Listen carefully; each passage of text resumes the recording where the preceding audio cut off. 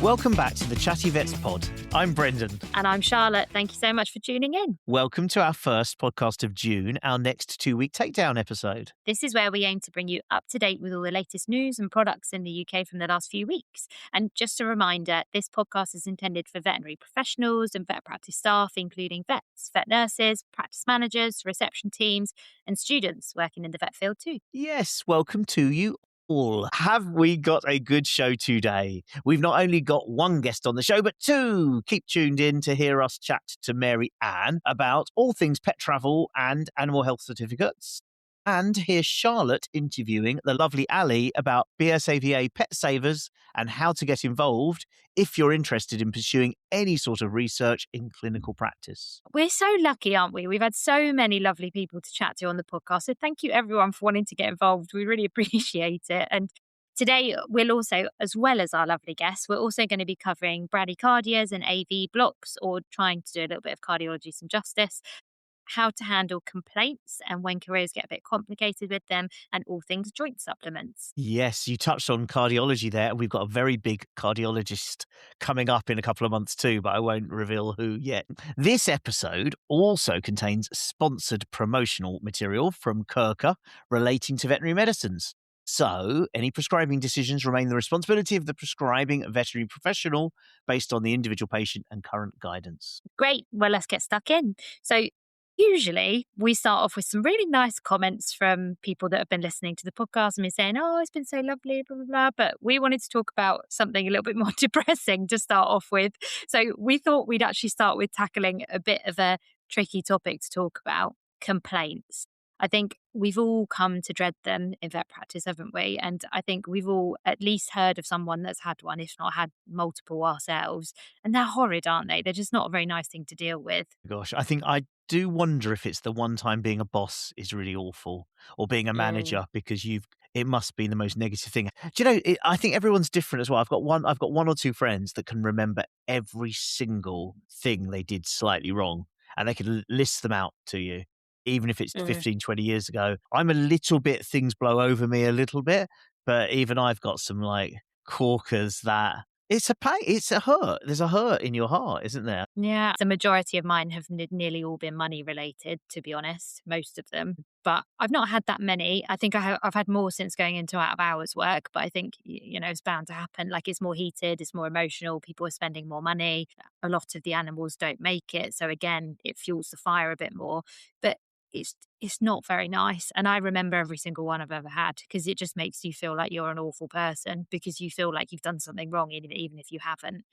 I remember like the very first one I had was in my first job, and I was admitting this dog to do some workup. I think it was a workup into dysuria, I think. And I was expecting a prostatic issue. So I was admitting it for like a prostatic wash and x-rays and stuff like that. And I literally wrote on the consent form, risk, no diagnosis achieved, or something like that. But there is a risk of not finding out what's going on. And anyway, we did all this workup on this dog, and I ruled out loads of things, but everything came out negative. I didn't find an answer. And they put in a massive complaint about me, saying about how I'd made them spend all this money and that how we hadn't got to the bottom of what was going on. And I felt, and it was my first complaint, and I was like, oh my God, I've done something awful. And I spoke to my boss, and he was like, no, he literally wrote on the consent form that they might not get an answer, but they're just annoyed because they've not got an answer and they spent this money. But that's life. It happens sometimes. You've got some answers because you've ruled loads of stuff out. But again, it's like, I'll still always remember it. It's horrible. I don't know. I'm a bit of a people pleaser as well. I don't like making anyone unhappy. It's the context you're working in too as well. Because if it's with staff that know you and you feel like you've got a good relationship and people know you for who you are and they trust you, it's okay. If you've only been somewhere for 3 weeks, I think it's really galling, because basically the staff around you are going to judge you more harshly. The clients don't know you. Oh, that locum. It's that kind of, and you haven't got a chance either. Like for me, I think, well, look, I'll prove over the next few months that that was a complaint and it was something that was unusual. But if you're there for a month or 2 and then you're gone, you haven't got a chance to kind of get people to readjust their opinion of you, and I think that's really frustrating or And lowering as well. I find this so much, and I think anybody that's an RVN or a vet receptionist or something will probably find this too. Generally, if you get anybody that's kicking off in practice or that is trying to make a complaint or whatever, especially if it's not directed at a particular person, it's just they're getting angry about something in general. I normally always find the majority of the time people are really, really horrible to the reception staff, to nurses, to ACAs, but to vets, nice as pie. Like I had one a few weeks ago where this woman was properly kicking off in reception, like really not being very nice. One of the receptionists actually came out and cried and so I was like, not having this. I walked through and she was nice as pie to me. And I basically turned around and was like, don't ever talk to any of our staff like that again. I was like, if you ever treat any of us like that again, then you won't be welcome back. Because, when you think, I Love don't care it. that you've been nice to me, but you've been bloody horrible to everybody else. You can't treat people like that. True. It is out of hours work is the ones I'm really thinking of because Mm, in our work, Charlotte, we'd get an email. Would that be the first thing? And as soon as you yeah, see that probably. email, it had a certain title format, probably. Because I'd Mm, remember my heart would sink. Sometimes I'd go like 6 months, 5 months, whatever. I'd be like, haven't had a complaint. But in out of hours work, it's kind of part of your life, isn't it? And then I'd mm, get one and I'd be like, no. And then you'd open it up, look at it, and then you read every line. You go to the history. It's gutting, isn't it? And they'll be like, I yeah, wouldn't be able to resolve it in my heart until I've gone over everything and tried to you're trying to come up with a way of coming to terms with it that sits okay inside you. yeah, Whether it is just right, okay, I got that wrong, and next time I need to do it like this. Whether it's that or whether it's like the way I came across, I didn't, that wasn't mm, that was because of the situation, and I just need to get that across to them, and then they'll understand.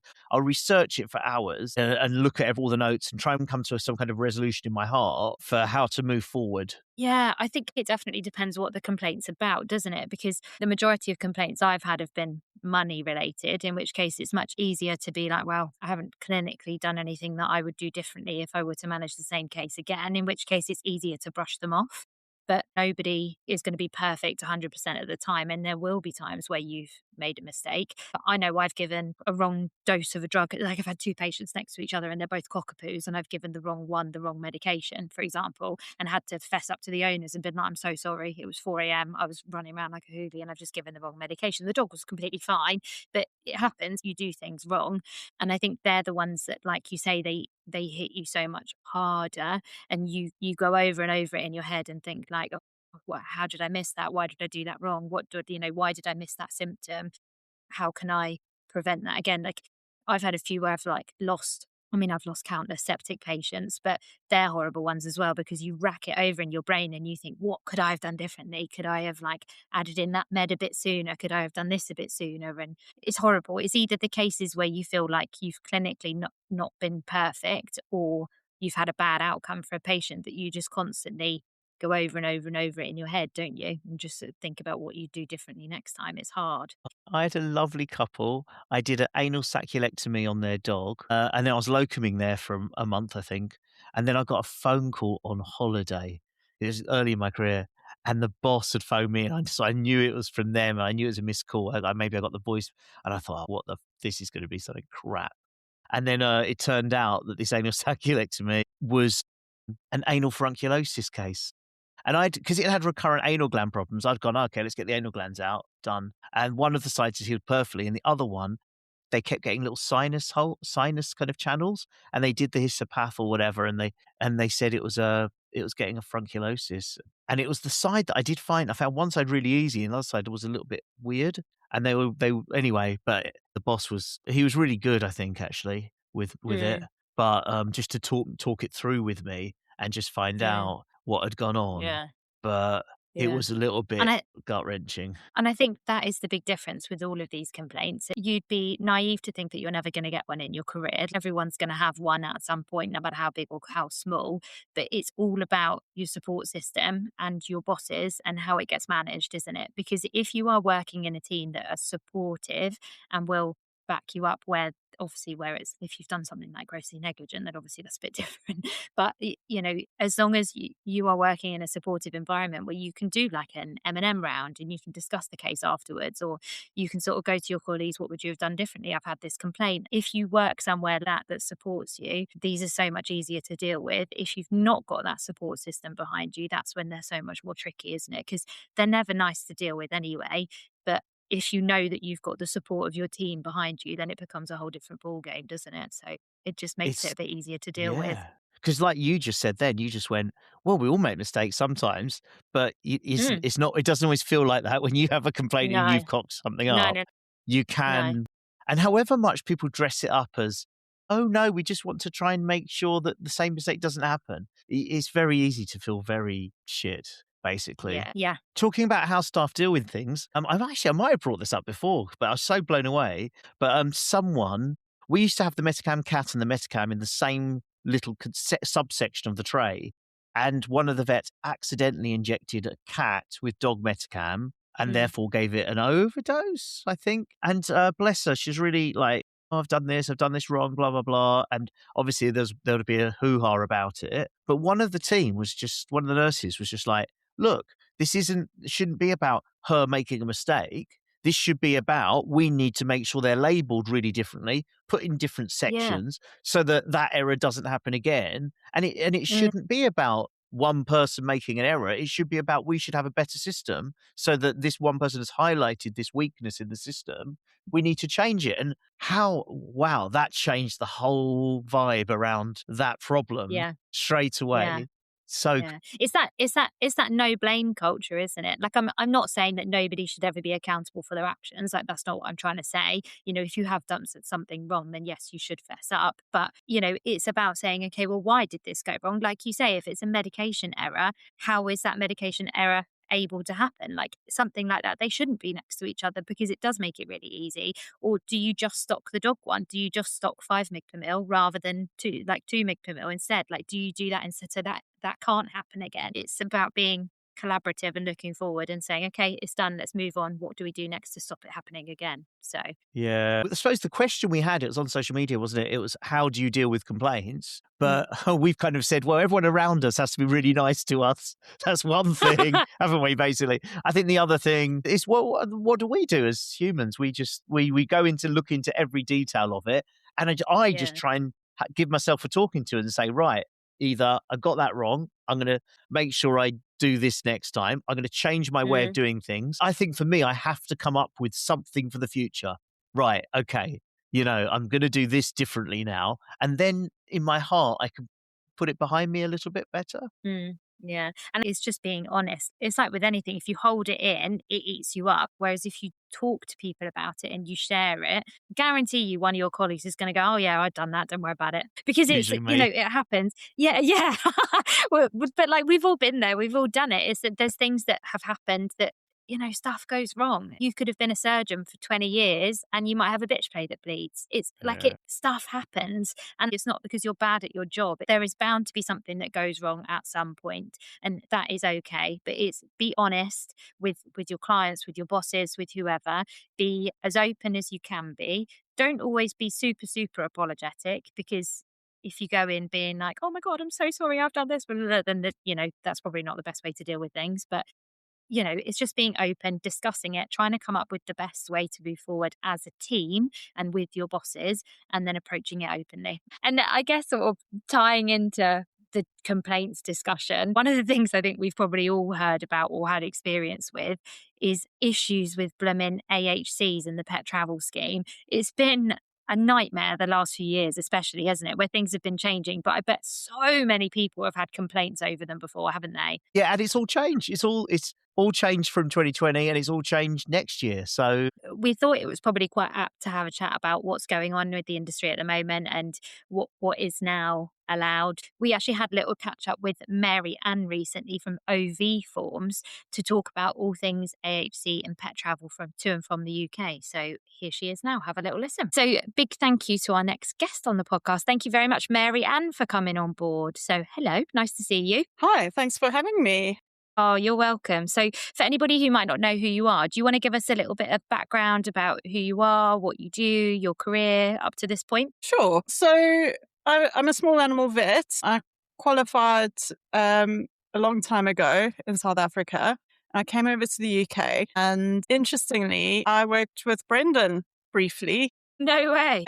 He was the night vet when I started at Goddard's in Wanstead. It was about 2010 we're talking about here. And I was about 6 years qualified, being dropped in this really busy hospital. I mean, it turns out I'm actually quite neurodiverse, but I had no idea at the time. I just thought I was a bit crap at everything and everyone knew what was going on and I didn't. And I was extremely worried about all my cases. So I'd be on the phone at 2 a.m, like, Brendan, did I do something? And checking on my patients because, I was so worried about everything. And he was just always the nicest person to speak to, so reassuring. So thank you, Brendan. Do you know, just so Goddard's don't go, what the heck? I think I was there for like a month or 2 or 3. I don't know. I was actually one of the branches, and then I did do nights there now and then as well. But yeah, tough hospital to work in, I remember. Yeah, I think at the time I thought if I just worked harder, I'd become a better vet. But it's probably where I sort of found ways to become more efficient in how I worked, because I'd have 10 inpatients and consults at 11. So how do you check them all, phone the owners, get all your work done? I also realized that anything that took more than 30 minutes, I'd lose interest. So I got much quicker at any procedures and things, just because, my brain would wander off somewhere in the middle of it if I didn't get it done. So I learned a lot of useful skills at Goddard's, but at the same time, the coping strategies I had at the time were very, very bad. I just completely collapse on my days off and drink too much alcohol and things like that. But, fast forward 10 years, 2020, remember COVID, our park consults, and, how many people were getting puppies. And then in 2021, my health certificates came out. That was, and 10 years later, I was still having trouble with fitting it all in. I now had 2 kids, so my coping strategies were not that helpful anymore, because I don't know, having a hangover with a toddler is just not a thing. You can't use those strategies anymore. But it's still extremely stressed, extremely anxious. And then animal health certificates, turns out I really struggle to read those documents. And if you make a mistake, then there's a lot of drama and issues at the border. So when they came out, it was definitely adding to my mental load and my workload and stressing me out. But it's not actually that complicated. I realized it's just a document that says this animal with this microchip is vaccinated against rabies. That's literally all it is. The problem isn't that, it's the form itself. So I decided, what can I do? I can sort of standardize it and automate it. And luckily, my husband is a software developer.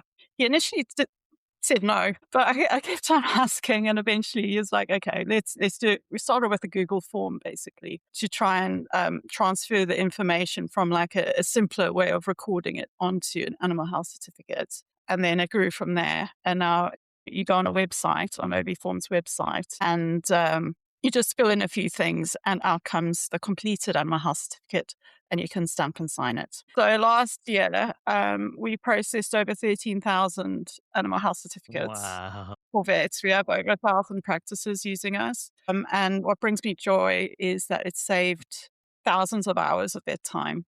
So in my own way, I'm trying to help vets save a bit of time, feel a little bit less stressed, and they can get on with their day and do the things they actually want to be doing, not paperwork. It's good because you think most vets in practice that do animal health certificates will take like 40, 45 minutes out of their block of consults to complete one. And they're all like, such a pain in the arse. It means that you can't have however many more consults and be treating sick animals that come in because you have to sit in a room and do paperwork. So yeah, it also makes it very easy to delegate to your non-vet staff to prepare things for you. And you can send the client a link so they can fill in their own parts of the form. So all that's really left to do is the rabies vaccine inputs. And, you could easily do it in about 5 minutes and be ready for a consult. And the consult shouldn't take long because you're just scanning the microchip, confirming everything's correct on the form, and making a copy, basically, to give to the owner. There's things on the form that stop you making mistakes as well, isn't there? Because it's like fail Yes. safes where you can't get it wrong because it will check it. Yeah. It checks the validity of the rabies vaccine dates and the travel date versus when you're issuing it, all those things. In fact, the VDS were so pleased we created this because they were being completely inundated with complaints. So I was just thinking as well, there's so many practices I've worked where we've just sent people to another practice because people are like, oh, I don't want to get involved in all those forms. It's too much work. And I bet you the other practice we've been sending like literally 50, 100 clients probably uses OV forms and just gets it all done in a few minutes. And they're just laughing like, what's the big deal? I wonder. I don't know. It sounds like it makes it, much less stressful. Consider perhaps from a business perspective, your clients like to come to you and they're probably happy to pay a bit more because they like your car park better than some random place and they want to have the familiarity. It's really important to be thinking about this now because the EU's changed the travel rules again. So a lot of people were using EU pet passports. There was a loophole that while they were in France, they could get an EU pet passport and their pets would travel on those. But that's been taken away now. And the advice is they have to travel with an animal health certificate. The advice and the implementation of the advice, there are some gaps. So there are still a few people taking a chance and they'll travel on the ferry and it'll be accepted. And that's great. But as vets and as vet practices, we can't really advise that because they might get turned away. They might find they can't get back. The UK does accept the passport, but they might not find an EU vet to fill in the tapeworm treatment. They need to come back. So if they want to take that risk, that's fine. But it's clearly their risk and not your advice that is associated with that. There's one more small point. Now dogs and cats can stay in the EU for 180 days on a animal health certificate, whereas before it was 120. So while you may only be able to spend 90 days, they can spend 180. So it's actually better on the AHC. Is that 180 days in a row or through the year? Yeah. So it's a single-use document. They can go out there and come back on one animal health certificate. I think the bitter irony is we are actually going back to UK pet passports next year. Because you, Charlotte, you brought this up, didn't you? And I was like, I've never heard of it. I thought it was out in the news like end of last year that they were going to be bringing them back this year. But is it now next year that they're bringing them back? Yeah, so it's part of a big broader agreement to align the UK with the EU for trade. So all the certificates they need for animal products and live animals. So across all the different categories, they've got to, well, since Brexit, UK's gone slightly different with our legislation. We've got to align it all. And included in that is going to be the pet passport. So we're expecting that mid to end of 2027. And now we don't have a say in any of it being outside of the EU. So we just have to say yes if we want to trade with them in that way. So hold on. So next year, will it be like the old passports we used to have? Yeah. Like we can issue them. So if you're an LVI in this country, you can issue the little kind of blue passport or whatever, just like we used to. And then we do the rabies every 3 years and it's all back like the old system. Is that right? Exactly. Yeah, that's right. So you won't need OV forms to do that. But I think it's better, honestly, than the 10-page forms we have at the moment. And going back to the OV forms, so you're saying that obviously it makes it way easier for vets in practice to do it. I take it you still have to be an OV to be able to stamp and sign it off at the end, even if you use you guys. And if you're a practice that wants to use you guys to make things easier, how does it work? Do they like have a subscription or do they pay you like per form that you do for them, or how does it work? You absolutely do need to be an OV to issue an animal health certificate. You can use any practice can use OVForm. You sign up at www.ovform.com and you will get 5 free AHCs to check if it works fine for your practice. So there's no risk at all. There's no commitment. We do work with some of the corporates. So if your practice is a corporate, it might be slightly different. But after the 5, it's £10 per use. So if you do no animal health certificates 1 month, you don't spend any money at all. But if you do 20 because it's July, then you pay for 20. So we felt that was the fairest way of charging for that.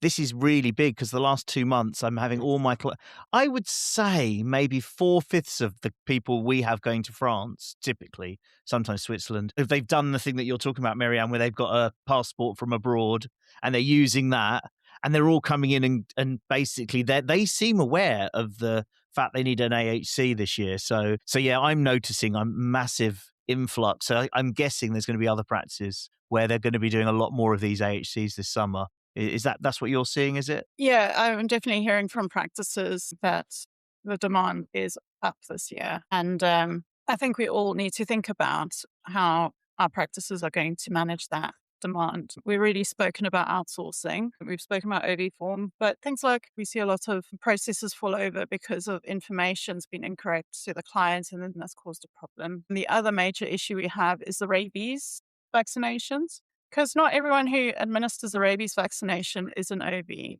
They may not be aware that you can't give it with the other vaccines on the shelf. So if you put a sign inside the fridge by the rabies, so just reminding people, like, please record the microchip number was scanned at this appointment, and also don't give it with FELV or kennel cough. Or there's some brands you can give together and some you can't. Is it 2 weeks apart or 3 weeks apart, or what is it? There is no set time period, just not on the same day, basically. Okay, because they're not licensed to be together, Yeah. basically. Also, bear in mind that there's a 21-day delay before the rabies vaccine becomes valid for most brands. Right. So if you give it on the first of the month, it will be valid on the 22nd. And an OB can only issue that animal health certificate after that date. So if they had a vaccine 3 years previously and you're repeating it at the 3-year mark, do you still have to wait the 21 days? No, that's Okay, fine. fine. That's Okay, valid fine. from the date of administration. Fine. Okay. But it's also worth knowing that there's some brands that have a 30-day wait Ooh. to be valid. So check your data sheet. Your Nobby Vax fine. That's 21 days. And do you mind, Marianne, because obviously we have quite a lot of RVNs, vet receptionists, new grads, etc., that will be listening that maybe haven't had any experience with AHCs, when they should be done, who can do them, etc. Do you mind just giving like a quick checklist that you would say, I don't know, say to a client, for example, if they call up and say, when do I need one? How do I do it? You know, what do I need? What do I get when I come back into the UK? Like, what would you say to people that don't know anything about them? So an animal health certificate requires a microchip and a valid rabies vaccination. So always encourage people to come for their rabies vaccination at least a month before they intend to travel, because it gives you 10 whole days in which you can issue that animal health certificate once the vaccine's valid before they travel. You really need that flexibility, because you might not be able to fit it in. Your OB might be off that day. You don't want to be trying to squeeze it in a day or two before travel and then having a problem. Most animals are microchipped now, so that's fine. They will need a tapeworm treatment before they go abroad if they're going to Ireland. There's a couple of others, as Malta, Finland, Norway. Those are tapeworm-free countries, so they actually need to be treated before they go, but they don't need to be treated on the way back. But everywhere else, they No way. don't need a treatment, but they have to have one to come back to the UK. And I think it's unrealistic to expect people to remember that. If you go on OVForm's website, I have a tool. It's an assessment. This just helps me keep track of what practices are doing, what issues they're having, but it gives you free resources. So it will give you a sheet to put on the front desk with all these details on, frequently asked questions sheet. And we worked with a company that does SOPs called Training Progress. They help a lot of veterinary practices. And it's owned by a vet. And we've come up with a customizable SOP that's also included in that resource pack if you do the assessment. And the assessment will actually give you a report that will tell you exactly what your practice should be doing, what gives you some ideas how to maybe make it a little bit more efficient and get everyone involved to help the vets get the OV work done without impacting everything else. I just really want to make it as easy as possible for practices this summer to get through the season. Hopefully next year we switch back to passports, but we're the only ones who can issue these documents. It has to be a vet, and it has to be within 10 days. So let's plan ahead. I've got the assessment tool on our website. So if you go on OVForm.com, there's a banner and you can click on there. It says rate your practice process, and you can get all the resources I've spoken about. Make sure that you've got a checklist so that if somebody phones for an appointment and books one, that you've got all their information back in good time.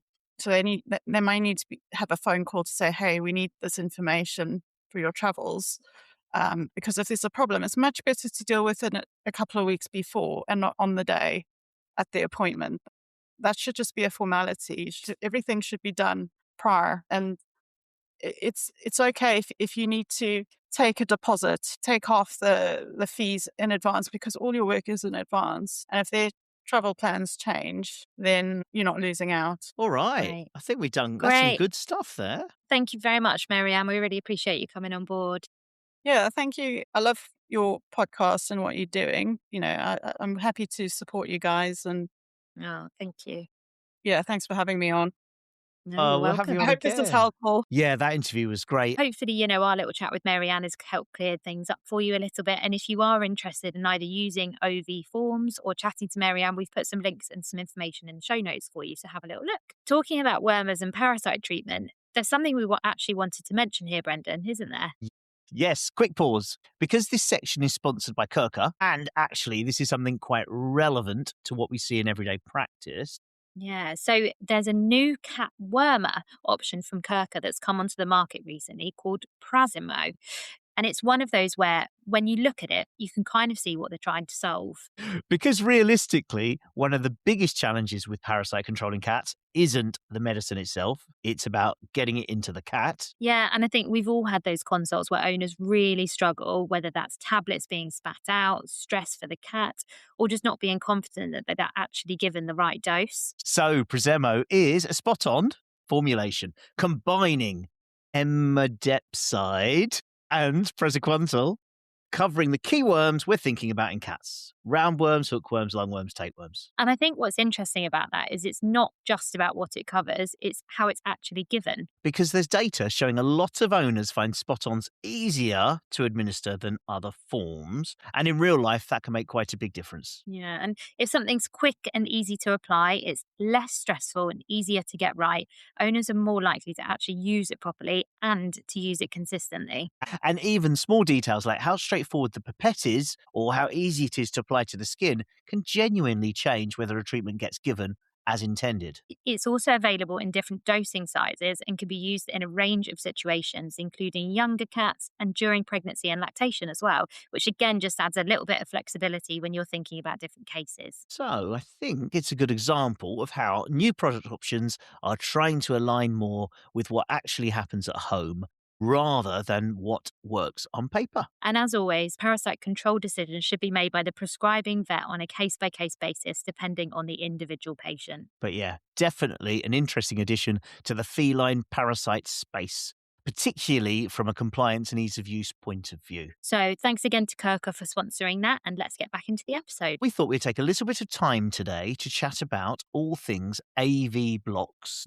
Now, we know what it's like. Anyone who's not a veterinary cardiologist hates trying to read an ECG. And even if they work out what's going on, it's a struggle to know what to do next, given that we've got, one antiarrhythmic on our cupboard shelves usually. So we wanted to chat a little bit about recent cases we both had. Yeah. And do you know what? I actually really enjoy this topic. I think cardio is so interesting, but it can be really confusing as well. But hopefully we'll try and break things down a little bit for you and make it a bit more understandable. So we will be, as Brendan mentioned earlier, we will be doing a clinical deep dive into something cardio related a bit later in the year with someone very exciting. So we will release more information about that nearest the time. Otherwise, we're going to keep it as a bit of a surprise for now. But that will be really interesting. So keep an eye on our socials where we'll reveal it. But yes, very exciting. But anyway, now we wanted to just do a little snippet, as we've both seen cases recently that have brought this to sort of the forefront of our minds. Brendan, you had a poodle recently that you had a case with an AV block, didn't you? Yeah. It wasn't a miniature, standard poodle, vague signs. It's one of these cases, you know how we talked about complaints earlier? This is the opposite end where when you do something really good, but the client doesn't fully appreciate how clever you've been. And I had to keep telling the client how clever I'd been about this one because I was like, wow, I've done bloody well. So, yeah, talking about that on the podcast, this is a great one for me. The clients came to me like next to nothing. They're like, "Oh, a bit lethargic, not quite himself. He's not. He has a 1-year-old standard poodle, so there's not much." And I did the exam, and it was other than a fast heart rate, and within 2 or 3 seconds, it's like, "Oh no, this is fast. I might actually genuinely time this now." So then I got my thinking about, and it was like 190 or something like that. And I thought, okay, there's something.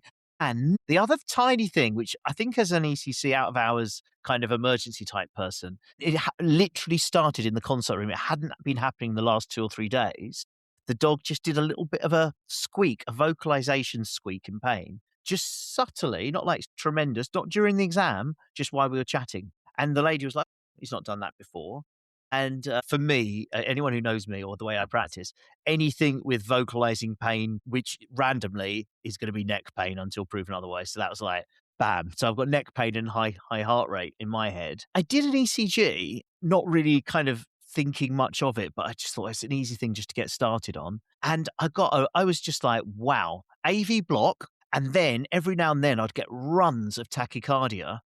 So the AV block, you were getting yeah. really low heart rate and then a really high heart rate. Oh, God, this is about 6-8 weeks ago now. I'm trying to think. Yes, it was. It wasn't really low. It would have been about 60, 70, something like that. Yeah. And not complete third degree. It wasn't like completely off, but there was plenty of examples of P waves without any QRS.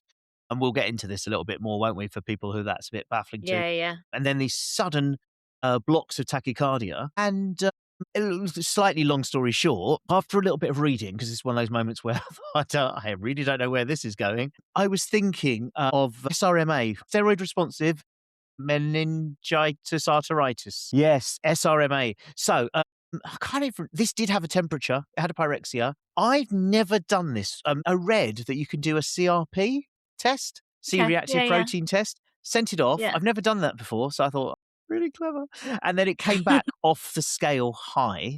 The dog did really well, but I think it's partly I just got the treatment in so early. And I know that's probably not a proper diagnosis, but the CRP being super high is over 200, I think. Yeah. Plus the arrhythmia, which took about 4-5 days to settle down. Mm. I guess there'd be cardiologists and medics everywhere going, well, he hasn't ruled out this, that, and the other. But I think the vocalizing intermittently without apparent cause took me to neck pain, plus the others. Yeah. And I thought, that's not bad. Yeah. I wonder whether, actually, with that case, I wonder whether it was so painful that the normal heart rate for it was the tachyarrhythmia and it was having runs of high vagal tone. Because if it had neck pain, because high vagal tone can lead to your AV blocks, can't it? So whether the actual bradyarrhythmia was the abnormal for it and it was just having runs of abnormal mixed with a physiological tachyarrhythmia because it was so painful. Do you see what I mean? Yeah, definitely. I read that you can get this type of pattern in SRMA, which I've never seen before. Yeah. And it's some kind of, the inflammatory response is causing some kind of inflammatory myocarditis, maybe, something like that. So I think there is a connection there. But going on to the AV block, I think you've got me brushing up on this because I've always been really bad at type 1, type 2. Yeah. I've actually only just learnt this after talking with you, but go on, because you've had this recently. Yeah, so I think what made me look at it more, I mean, one, I've been doing a PG cert recently, so I've been trying to remember it. But also, I had a Yorkie come in, and I think it was like midnight she came in a few weeks ago. And the owner turned up and she said, oh, she's got AV block. And I was thinking, oh God, I need to remember what that is. It's quite late. My brain's not working very well. It's been quite busy as well. But anyway, this Yorkie turned up and she was cyanotic when she got to me. She was like properly wide open mouth panting. She looked awful. I looked at her and was like, you look like you're in congestive heart failure. She had that proper extended neck, abducted elbows, really trying to gasp for air.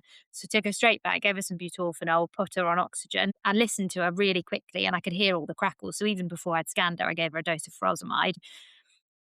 Her heart rate when I listened to her was 36 beats per minute. Not joking. 36. And I was like, oh my God, I don't think I've ever seen something that's that low. So I got the girls to get the crash box out thinking, oh my God, this is like, I didn't know whether it was I just heard it in the process of it dropping or whether it was just consistently that low. Anyway, consistently 36 to 40 beats per minute. So as soon as I heard it was that low, I got the ECG on her and was having a look. But in the meantime, I focused her. She had an absolute gigantic left atrium aortic ratio, loads of B lines all over her chest. So she was in congestive heart failure. But on her ECG, From presumed mitral valve disease? Yeah? so I think, Go on. I don't know whether it had all come secondary to mitral valve. I'm not good enough at scanning to be able to say whether it's a valvular defect or whatever. But she had complete AV block. We'll talk about what this all means in a minute. But an AV block is generally a type of bradyarrhythmia. So it's an arrhythmia where they have an abnormally slow heartbeat. And depending on what type of degree it is, depends on what you see on the ECG. But this was a complete AV block. So with a complete or third degree AV block, what you get is you get your normal P wave, so the normal little lump before your big QRS complex, but it's got absolutely no association with the QRS complex itself. So you get these normal P waves, but basically the sort of stimulus, if you like, the signal that's coming from the top of the heart doesn't cross the atria to get into the ventricles. The ventricles eventually go, I've not had a signal in a while. Bump, here we go. Let's throw a beat ourselves because we're not being signaled to. So basically, you have no association between the P wave and the QRS. And the QRS complexes, when you see them, are really wide and bizarre because they're being made by the ventricle rather than from a signal up higher. So that's how you know it's a complete AV block. So I looked at this dog and I thought, basically, when you get to that point, you can either do an atropine response test, which is basically where if for whatever reason you think maybe this dog has got really high vagal tone and that's why it's got an AV block, it's got a bradyarrhythmia. Like for if you had a bradyarrhythmia in surgery, you might give atropine. You do an atropine response test in these guys and you give 0.04 mgs per kg of atropine subcut, and you basically give it 30 minutes and see whether it makes any difference. The majority of these aren't vagally mediated, so it doesn't actually make that much difference. But I tried it and was like, well, give it a go. But the really annoying thing is that when you get to this point, they need pacemakers, really. That's the point where they need sort of permanent pacing. And the owner didn't want to do it. And I think, to be honest, the dog looked so bad that I was like, even if I can get on top of the congestive heart failure to get to the point where we can stabilize to fix the underlying issue, she didn't want to go ahead with surgery and placement. But they're really horrible cases and they're a bit unrewarding recently, to be honest. But 3 months ago, I had, it wasn't me, it was Dr. Dan who I worked with at Olin Florey. He referred this greyhound. They went for the pacemaker and the dog came in like 5 years younger, bouncing around a week later. And it was such an awesome diagnosis. Yeah, I think permanent pacing can work really, really well. The other thing to bear in mind is that obviously you do have first degree and second degree AV block as well, and they're both slightly different. All of them are all bradyarrhythmias. But your first degree AV block is usually one that has no clinical signs. So you get just a prolongation. So it basically becomes a bit longer between your P wave when the atria contracts and the start of your QRS complex. So that just becomes a bit longer. They look more separated than normal. And usually it's caused by high vagal tone. So it might be in like your brachys, you might see it more commonly, for instance. Or it can be degenerative change as dogs get a little bit older, so in like cockers or dachshunds. But usually it doesn't really require treatment, so you just sort of monitor it and see how they go. But second degree AV block is one of the ones that you would want to try and treat as well. So instead of your complete block, where you've got no association between your P waves and your QRS complexes, they are associated, but you don't always have a QRS for every P wave. So sometimes you have a P wave and then no complex after it, and then it just moves on to the next PQRST. You can get sort of different levels of second degree AV blocks. You can get low grade, where you might only have one random little P on its own every now and again that doesn't have a complex next to it. Or you can get high grade, which is where you have more than two or more than two P waves in a row with no QRS next to them. And basically, if you get quite a lot of them, and if it becomes high grade, then obviously that will give you your bradyarrhythmia and affect your cardiac output, which is then when you'll start to see clinical signs. And again, those are the ones that you want to try that atropine response test and see whether you do get any response or not. If you do get a positive response to atropine, so normally your heart rate will increase, it just won't increase to a ridiculously high level, you can attempt medical treatment with things like propantholine. or you can use theophylline, or terbutaline is actually quite a good one to use as well, sort of longer term medical management.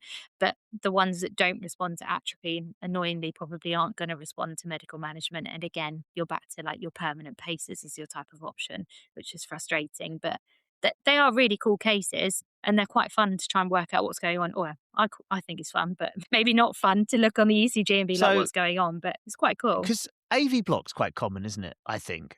And I think the vast majority of them, they're just clocking along fine, aren't they? Or they've had medetomidine. They're functionally normal. So if their blood pressure's good, they're not got collapsed during exercise or randomly, and they're going along fine. It's not like, oh my God, we've got AV block, panic stations, DEFCON 3, And I think if it's drug related, it's different, isn't it? If it's drug related. And like you say, you can have like a first degree or a really low grade second degree AV block and potentially not have any clinical signs or anything to worry about. So it is all definitely clinical context related. Like if you've got something that's collapsing and having syncopal episodes, then obviously it becomes much more relevant. One last thing on, you touched on it, escape rhythm you mentioned. Should we just quickly say, because I think it's really cool. It's like the heart has a backup setting, doesn't it? So if it doesn't get a signal, every bit of the heart will start a contraction. But you get a clue where the contraction's starting from how fast it is. So your Yorkie was, did you say 36 beats a minute? Yeah. Yeah, because I find ventricular escape rhythm in dogs is nearly always about 40 beats a minute. And as soon as you hear that rate, you can kind of go, that's an escape rhythm, because so you basically know that there's no signal coming to tell the ventricles when to contract. So they're going to fall back on their fallback setting, which is 40 beats a minute. We're just going to beat at that. So something's going on, so we're not going to die. And cats, I think it'll be. I find cats are about double that, like 80 beats a minute. It's higher, yeah. I think their baseline is much, much higher. So their emergency get out of jail free if nothing's coming to them is much higher than in dogs. And I think there's a difference. I can't remember which way around it is, but whether you have junctional escape rhythms versus ventricular escape rhythms, I think one of them is like 20 to 40 and one's 40 to 60 beats per minute. I'd never remember which way around it is. But yeah, I think the main thing is on an ECG as well is that you can, because I never understood this previously, I just didn't appreciate it, but you can work out whether your QRS complexes are supraventricular versus ventricular as to whether they look normal or not. So if your QRS complex looks as you would expect it to be, then that's not a ventricular rhythm, that is a supraventricular rhythm. That's like the normal conduction pathway. Whereas if it's wide and bizarre, it's a ventricular rhythm, so you're not getting a conduction from above. So like that's why your ventricular tachycardia looks wide and bizarre, not like a normal ECG, whereas your supraventricular tachycardia, you just have runs of your normal QRS complex, you just might not necessarily have your Ps. So that's a good way to differentiate them as well. Does that make sense? We need a whole episode on ECGs, don't we? Because I don't think we did it justice. But, no. Yeah. We'll speak to the people that know loads about cardio. That's true. And see if we can get a few episodes lined up. But yeah, keep your eyes peeled for the end of this year because we've got a good one lined up. So. Well, we hope you found that little bit of cardio useful. Fingers crossed we've done it justice and we won't have the cardiologists after us for getting it all wrong, though. I think we probably did get it all wrong, but go on. Yeah, there we go. Anyway, if we are wrong, then please tell us. But yeah, on to something a little bit lighter now. So after the RVN episode that we did in May, which we loved, by the way, so thank you to the 3 lovely guys that we had on board with us, they were great. We have been having a little bit of a think about how RVNs, vet students and vet professionals in general can perhaps think about maybe broadening their career options and thinking a little bit outside of the box from just normal general practice. Yeah, so we touched a little bit on the BSAVA Pet Savers in that episode and how anyone within the profession can look into getting involved in clinical research or potentially into raising money for a really worthwhile charity. Yeah, so I actually caught up with Allie from BSAVA Pet Savers a couple of weeks ago, and here's what she had to say. So we wanted to say a special welcome to Allie. Thank you very much for joining us. Thank you for having me. You're welcome. So Allie is fundraising manager for BSAVA Pet Savers. So we wanted to get you on board today because I know we chatted a little bit about Pet Savers in our RVN talk that we did a couple of weeks ago. But do you want to tell us a little bit about Pet Savers and what you guys do? Yeah, sure. And thanks for the shout out. Really appreciated that. Well, you're welcome. So I work for BSAVA Pet Savers. Pet Savers is part of the British Small Animal Veterinary Association, which I'm sure a lot of your listeners will have heard of and potentially maybe members of as well. So Pet Savers is the arm of BSAVA that funds clinical research into companion animal health. We're one of very few organisations that do that. There's not a great deal of funding out there for practitioners and for students to undertake research. So we're pretty much one of the lifelines really for vets, vet nurses and students to access funding to be able to research areas that they're particularly interested in. We've been going for about just over 50 years now. So 1974 we were founded by a group of volunteer vets who saw this kind of gap where there was a lack of support, actual support for people in the sector to undertake research. And over that period of time, we funded over 300 different research projects across all companion animals, so from dogs and cats through to guinea pigs, hamsters, ticks, and across a huge range of health conditions as well. So cancer, heart disease, skin conditions, the whole kind of range of issues you'd expect to see with pets. So that's us in a nutshell. My role is to raise the funds that we then give in grants to vets, vet nurses and students. So Wow, that's us, and cool. we're really grateful to you guys for having us on, because Yeah, no, not at all. we're quite niche, and so it's great to be able to kind of spread the word about who we are and what we do. Yeah, definitely. I mean, like, I've been a member of BSAVA since I qualified and I didn't know about you. I think a lot of people haven't heard about you guys. So, but it's really nice to know that you're out there and that there is the support for people that want to do more research. And when you were saying that, it can be clinical research from vets, vet nurses, and within the profession, what sort of research are you talking about? It's anything that's clinical that someone wants to investigate, or is it, Yep. audits, or what sort of things are you funding, if that makes sense? Yeah, absolutely. So it's everything from, so if we start with our undergrad funding, so we support something called student research projects. So those are 6 to 10 week projects that students can undertake, usually, well, either within term time or within their holiday period. And we provide a stipend for students. And that, as I said, that's 6 to 10 weeks. And those are really short kind of introductory research projects that are supervised by, one of their university lecturers. And then we go through to clinical research projects, which are meatier projects, if you like. They can be up to 2 years, and Wow. we can fund up to about £20,000 for those. Wow. Okay. And that could be a group of people coming together as a group of applicants to look at a particular area that they're interested in. We then have our very structured programs. So we've got master's degree by research that we fund, PhDs and fellowships as well. So Oh, wow. really every stage of, a career, if you like. The undergrad funding was something that was introduced fairly recently. So there was a real kind of need identified for students to be able to access this funding. So it's nice to be able to fund those early year cohorts as well as the more established people in the sector. And it's not Yeah. necessarily just academic either. So, people working in practice can apply for the funding as well. So if anyone wanted to get in contact and get involved with you guys, obviously, I think you have sort of your fundraising side of things, but then you also have the side of things where people can actively get in touch with you if they want to do any research. So what's the Yeah. best way to get in touch with you guys and find out more? Is it through your website? Yeah, definitely. So if people go to the bsava.com website, they'll see along the top Pet Savers drop down, and we've got pretty much everything anyone could ever want to know about Pet Savers on there.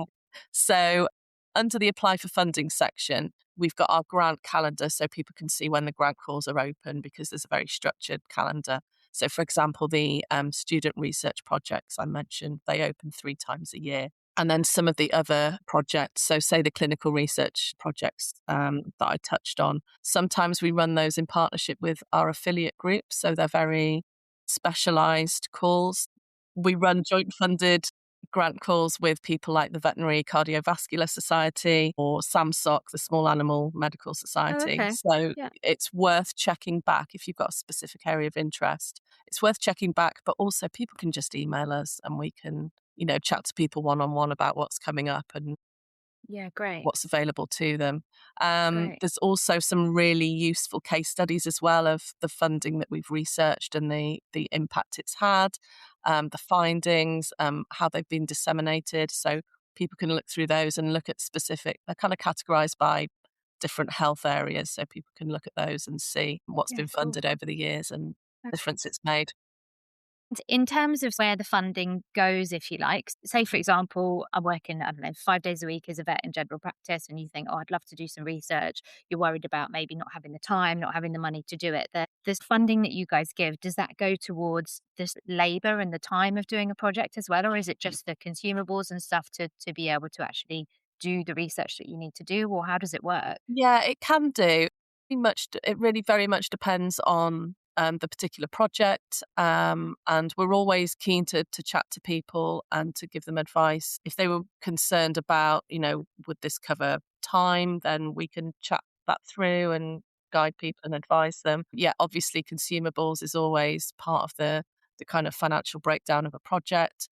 But yes, I mean, what we want to do is to make it as easy as possible for people to undertake research, because we know it's difficult both in terms of time and funding. So we're Yeah. always open to chat to people about how they can manage that through our support. Great. And I think, like we mentioned in the RVN episode as well, it's so nice that there is the opportunity that you guys are giving to everyone within the profession as well, which is so lovely because you so often hear about research grants for just vets. So it's really Yeah, nice to be able to open that up to anyone clinical. definitely. Really welcome more applications from RVNs. Yeah, We've had some really interesting ones over the years. I'll send you some links actually. Could send some across that people can just have a look through and see. perfect. And if it's something that people are considering but they don't think it's right for them, maybe again, just get in touch, because we're more than happy to talk, but also to connect you with other people who've had our funding, because Great. as you can imagine, we've got some big fans out there who've Yeah.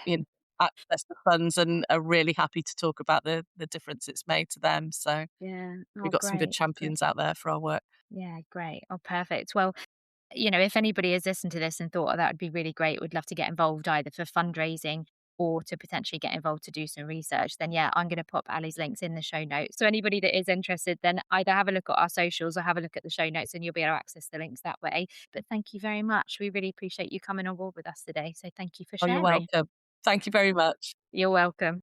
She was so lovely. Frustrating I wasn't free for the interview, but luckily I'm getting to catch up with her at BVA Live, so it'd be nice to chat in person. Yeah, we recorded this actually before VVA Live happens. What are we? So it will now be next Thursday, Good won't point. it? Yeah. But we hope for any of you that attended that you did have a really good time. And anyone who saw Brendan in his lovely bright teal scrub top went over and said hello. Right, well, we're recording this before, so now I have to Yeah. wear my teal top. I can't get out of it. You detected I was trying to wriggle out of that one. Well, just before we leave you for the day, we wanted to have one final chat about something we use every day in practice, but perhaps have forgotten why or how we're using it and what products we should be recommending. And that thing is joint supplements. It's like a routine thing when you get any older dogs or cats come in, mainly dogs that come in and you go like, oh, they're like, I don't know, 7 and plus. And if they're not on any medications, you just instantly go, I mean, I know I do as well. Oh, have you ever thought about starting on any joint supplements or anything like that? Or people come in and they're like, yeah, they're on medication. They're on, I don't know, you move or whatever.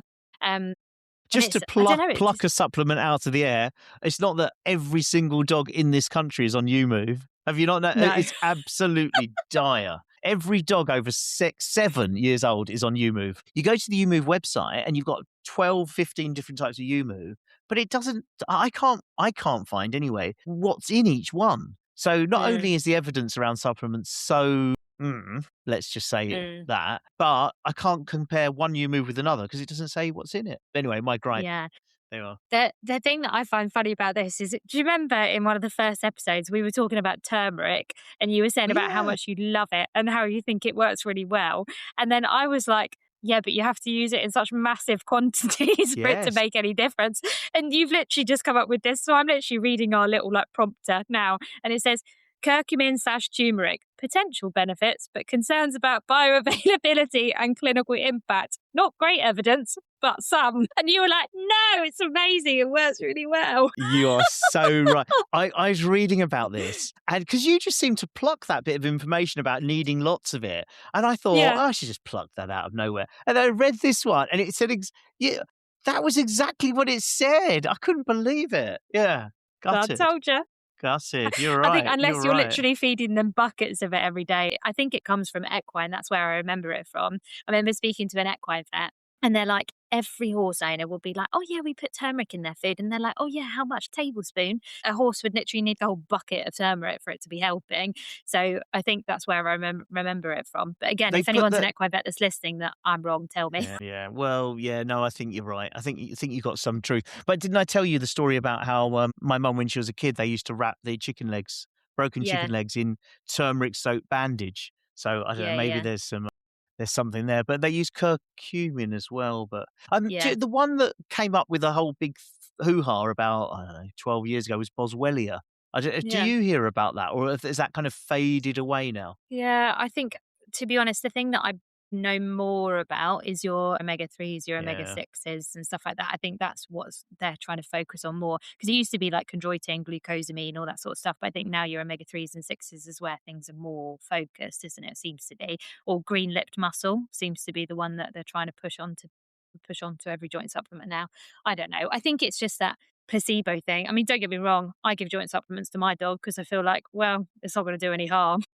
So I might as well. But it makes me feel better. Which one? Hold on. Which one do you? Can we say? Can you say the active ingredient then, not the trade name? I can't remember what's in it. I'm really surprised you do that. Yeah. Yeah, I think it's just because it makes me feel like I'm doing something, which I know is a really useless explanation. But I think that, like, talking from a client's point of view, it makes you feel like you're doing the right thing by giving something. I don't know. But I suppose it's a newer field, isn't it? Yeah. But omega-3s are, they are the big thing. I remember starting salmon oils about 20 years ago, because evening primrose oil was always the one for skin, and then it went to salmon oil and omega-3s. Yeah. Yeah, and it was really nice when we started salmon oil. The coats would all come back all glossy. They'd look amazing. The one thing that I would say to avoid, though, is I have seen a couple of patients who have had pancreatitis because people have been giving them a lot of actual oil because they think it helps. So just be careful. That's a human health thing, isn't it? Because people glug the glass of olive oil, don't they? Yeah. It's like a like sub-Mediterranean kind of culture where they drink olive oil. So that will be coming to dogs in the UK anytime, now that you've brought it to people's attention. Yeah, probably. But yeah, just be careful, because it's not great, obviously. So, but there we go. There we go. We've done joint supplements. Look at that. What can you not know based on what we've just said? We've just covered it all. Really vague discussion. Because we didn't just tack this little bit on the end, did we? No. we really passionately wanted to talk about every bit about joint supplements. Yeah. Yeah. But Boswellia, look at Boswellia. That's good. I like that. There's definitely pharmacological kind of actions on COX, which kind of makes you think, should we give it with NSAIDs? But I remember thinking when it first came out, this could be, and this could be something that eventually comes into being a drug. And it's got heritage because it's like a herbal Indian traditional medicine that's been around for hundreds of years. It's another one of these, I think it's like a tree bark or something like that. So it's another one, like aspirin, came from willow. And, I always have a little bit more time for things that have got a bit more heritage. So, Boswellia's, I always think, I mean, we don't have good evidence. So healthy diet, and then at least, why not? Clients love a supplement, don't they? Okay, so roundup time. We've covered loads today, from animal health certificates, bradycardia, and AV blocks, to complaints in veterinary practice. And a very big thank you to KRKA again for sponsoring this episode. Yeah, we hope as ever you've enjoyed listening, and remember to get in touch if you have any comments or suggestions to help us improve these pods for you. Any topics you want to particularly cover. Remember, you've got the blog, you've got our WhatsApp number, and you've got the socials to contact us through, so please do get in touch. But for now, thank you for listening. Join us again next Sunday for our next bonus episode. We're diving back into endocrinopathies again, and this time, it's going to be good. We're doing Cushing's disease, but we're doing Cushing's disease like you've never heard before. I think I have gone into it. I think I'm bringing something really good to it, and I think people are going to love it. but Yeah. just see. There's honestly so many different aspects to the disease that we never even knew about before. So hopefully we can recap some of the basics and give you some new little nuggets and clinical gems to help in your management of these cases. So we're looking forward to it already. Until then, it's bye from me. And bye from me. Take care.